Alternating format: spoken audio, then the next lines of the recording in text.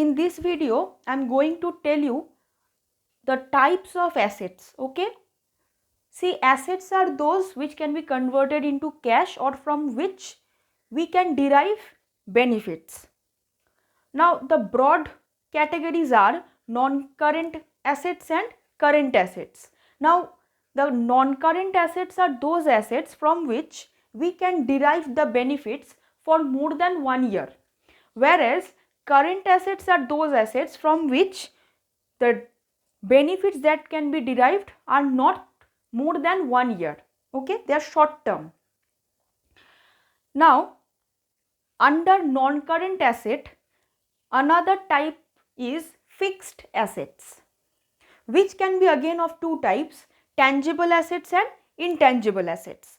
Now tangible, the word tangible means the things that we can see, we can touch. Okay, and intangible is that we cannot see, we can only feel. Okay, now coming to the tangible assets, for example land, building, machinery, cash, furniture, these all are tangible fixed assets. Okay, because if you buy a building for your office purpose, then you will be deriving the benefit from that building for more than 1 year, maybe for 10 to 20 years. Okay, coming to the next type, that is intangible assets. So intangible assets are those assets which we cannot see, we can only feel.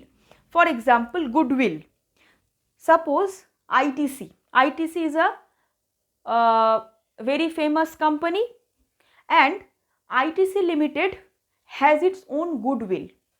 Okay, suppose Samsung phones or Redmi phones, they have to make their own goodwill in the market, that is their reputation. So this is an asset for the business.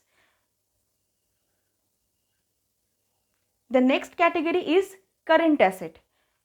Under current asset, there is no such basic further types or categories. They are simply like debtors, cash, bank, stock, prepaid expense, etc.